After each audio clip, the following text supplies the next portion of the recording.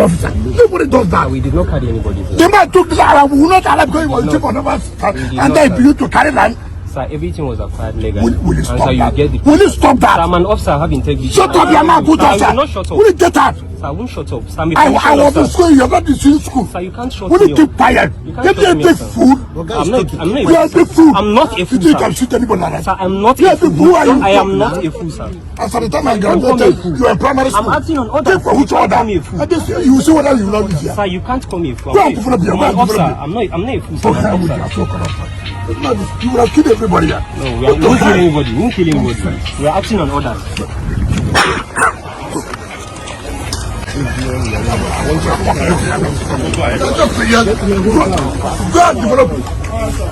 Go and develop here. Let me see you. Regular officer, you won't come and We are going to get out. Yesterday in Nigeria, we saw what we would have never imagined was going to play out. Definitely, we know that something like this will play out in our lifetime, but not so soon. Do you know what it is? The trending story circulating all over social media about FCT Minister NYESOM Wike trying to encroach illegally into a property, into a land, a piece of land, you know, that was acquired lawfully by a former naval chief of staff. So I don't know, intelligence reports came to the naval chief of staff that so person Wike and his gang of thugs, you know, were going to come and forcefully, just like he always does, you know, dispossess them of the land, and they were combat ready. They were, you know, they were ready for whatever kind of confrontation that this other person was going to come and present to them or pose to them, you know. So he was ready with his boys on ground. The person himself, the person in question that owns the property, was not in sight, but his boys mount, they gallant, they day the ground. So Wike comes in with his troop of people and tries to gain entry into the land, and he was, you know, respectfully declined entry. He was told several times that you cannot go beyond this place. You have no right to be on this property. You have no jurisdiction here. This is not an illegally possessed or bought land. And he was like, you know how to Wike talks. This is illegal. Is it because it's a chief of staff? I beg you. And a young, fine soldier, 3 stars soldier by the name of AJ Yerima, yes, he was trying to tell them, you can't come here. This is not an illegally possessed. You have no authority. You have no jurisdiction here. He was with his, you know, his gang of FCTA workers or whatever they do, whatever, you know, they're affiliated with. And this young man stood defiant. He stood his ground, telling them boldly in the face of NYESOM Wike. Of course, he knows the kind of power. This is a man that is power drunk. This is a man that is an arrogant bully. This is a man that is an oppressor. It's on record that he has taken acres upon acres of land and bequeathed to his sons. There are documents to back up this fact, this claim. And he comes here. I don't know how big the expanse of this particular land is or where strategically located it is. It has to be on a good spot for him to have his eyes, or this person has to have, you know, stepped on his toes by deflating his ego at one point in time or the other in his life. So he came out in his full glory, in his full armor, with his whole recklessness as a person, and comes into this place. But unbeknownst to him, his energy was matched. So his MOPOL, his security people, police security people, that he came at a point were going to get physical.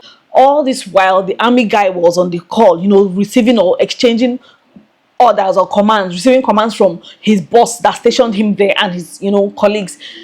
He was just busy minding the call and getting clear instructions. When he was done with the call, that soldier guy, he and his men stood up to that police guy, and told them, you, if you died in the line of duty, your family will suffer. Do you know why? Because you are working for the people that will oppress your family. You won't get a payoff. You won't get a gratuity. You won't get your death benefits. You're not going to get nothing, because your paymasters are using you as a tool to cause destruction, to garner more wealth, to gather from the poor, enrich themselves the more, and leave you to die like a piece of, like a puppy, like a rag doll. Your family will suffer. That statement struck a chord, because at the moment he said that thing, of course, tempers were being calmed down, tempers were calming down, because clearly there were no match to the soldiers, there were no match at all to the army people stationed there, both in strength, in number, in character, in integrity, in being steadfast to you, to the order. You can't match a police trained person. A policeman cannot match a soldier in any of these qualities, in any of these characteristics. And this nation Wike, seeing that he was not going to be granted access. You know, one thing with men with big egos, when you deflate their egos, especially in presence of people that are answerable to them, in presence of people that they command, in presence of people that are beneath them, when you embarrass them, when you deflate their egos that much, they don't know how to recover from it. They don't know how to, how to gather themselves, how to behave. They don't know how to gather their thoughts anymore. So that was what was wrong with Wike, because he saw that this young man was not going to back down, no matter what he said, no matter how he pushed, no matter how his men tried. These men were not going to back down, and he began spoiling insults, verbally attacking and abusing a man in uniform, a military officer clad in his full regalia, representing the Nigerian Defense Academy, the army. He was just talking, calling him all sorts of names. You're a fool. He will say you're a big fool. He will say, get out. When I became who I was, you were still in primary school.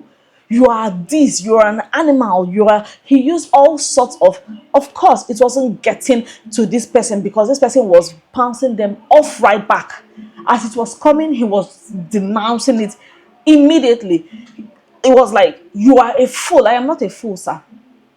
I am not a fool. I am a person. You are a big fool. I am not a fool. I am standing on authority. I am standing on instructions, order passed by my superior. I have integrity, unlike you. These are the things that made this guy run like a wild fowl, like a headless chicken. He could not contain himself. He was hot. His ego was deflated.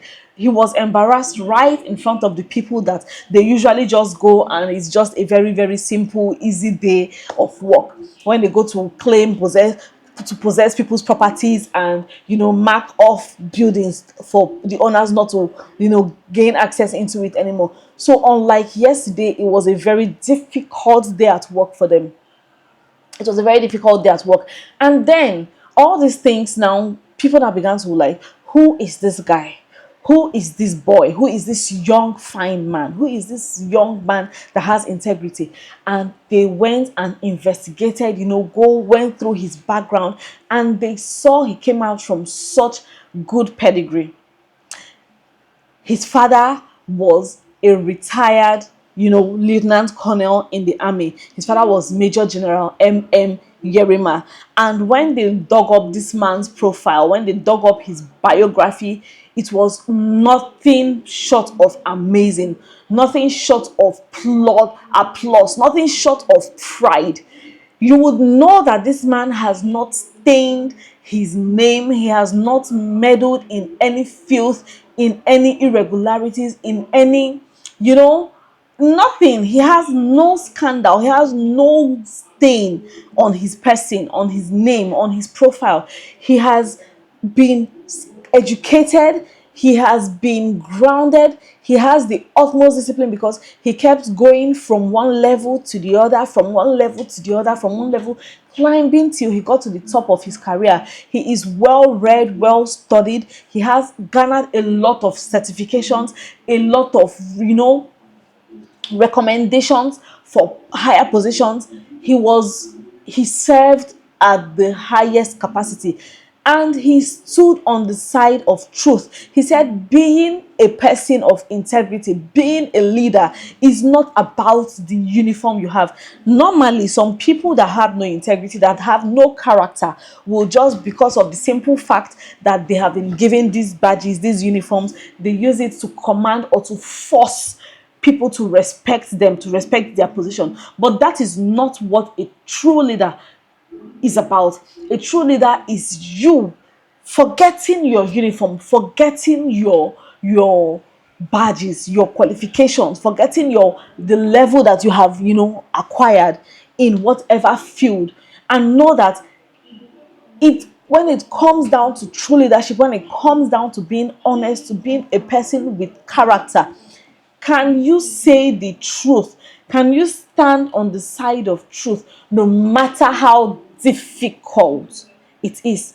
No matter how hard that truth may be, can you boldly stand and say, no, this is wrong and this is right? I am going to stand on the side of the truth, on the side of justice, regardless of who is involved on this other side, regardless of who I stand to offend on this other side.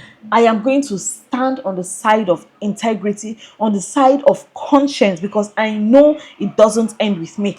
How many people in positions of authority, how many leaders, how many people in positions of power can come out, beat their chests to say, yes, this is me, this is who I am? There are not many. You just come out, give me the approval paper, shouting at the top of your voice, give me the approval paper, want to see the approval plan, want to see the approval plan of this building. And the person tells you, there is a plan.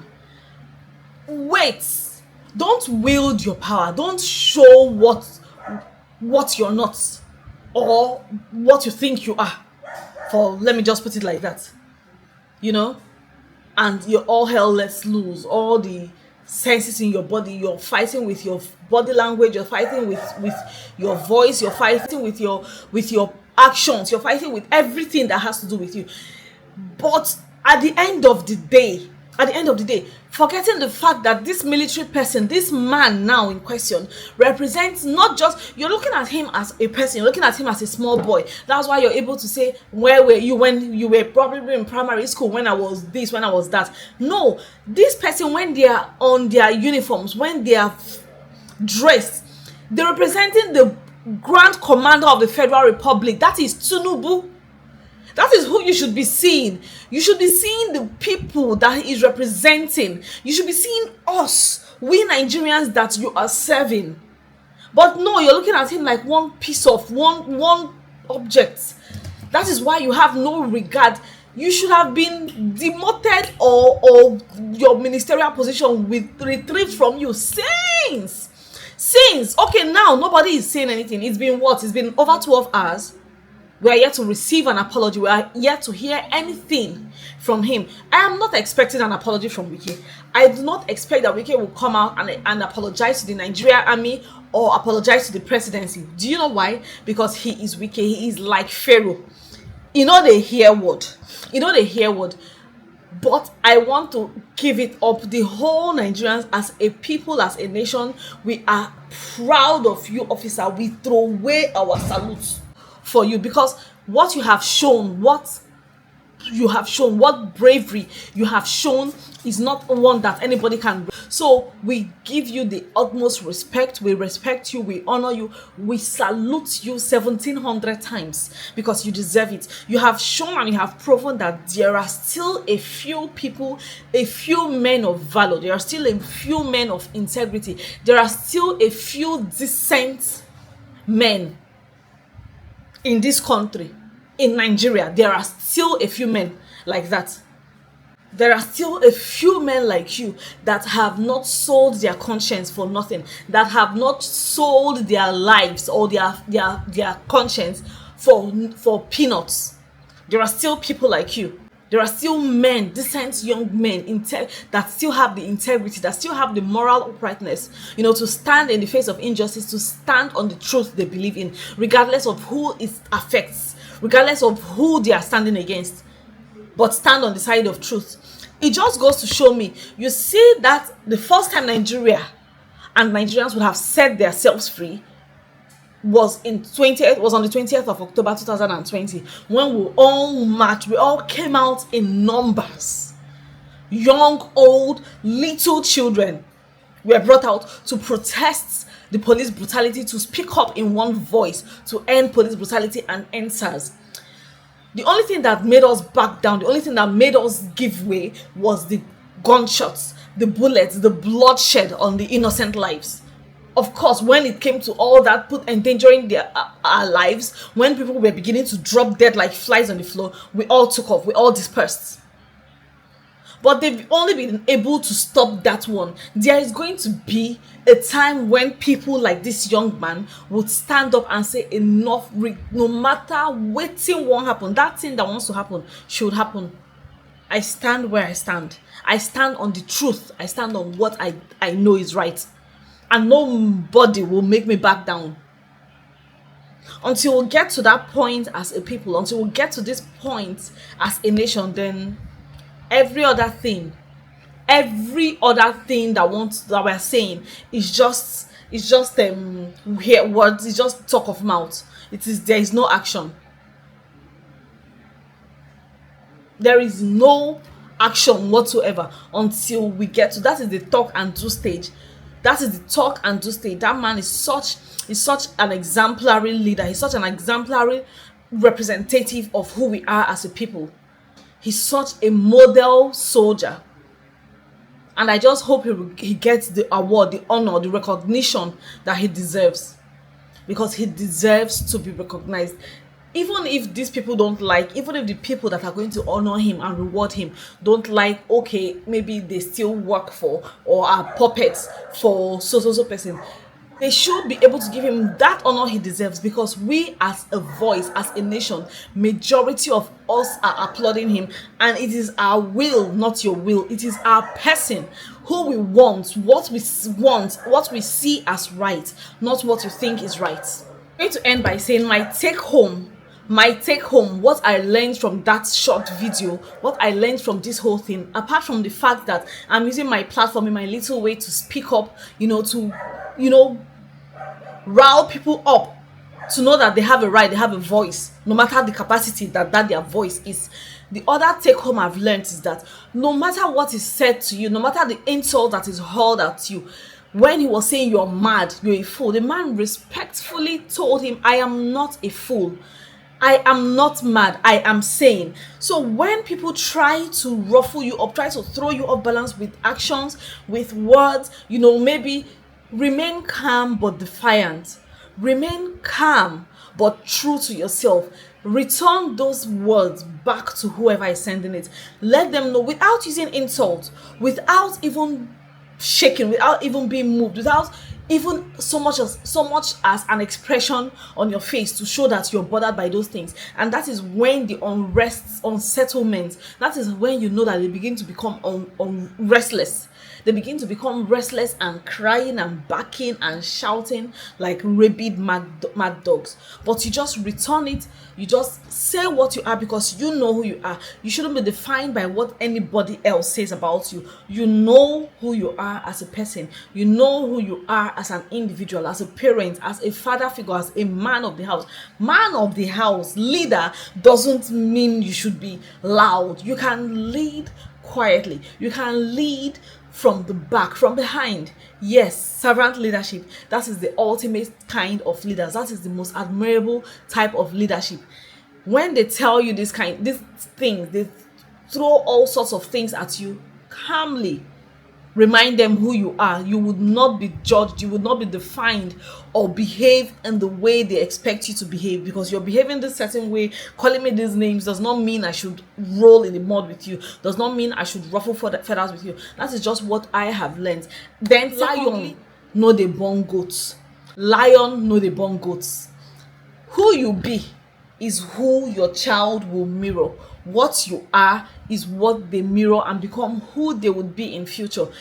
It is not about telling them, do this, go and read your books, go and not do this, don't do this. Are you doing the things you're telling them to do? And this young soldier definitely saw his father act with integrity, saw his father act with composure, act with so much decency, strength, valor, boldness, audacity, and stood on the side of justice and truth at all times. So he automatically modeled this character right from his father. Like, he did not need to hear anything. He did not need to hear too much talk. Naturally, he follows in that line. And you doing the things you're telling them not to do.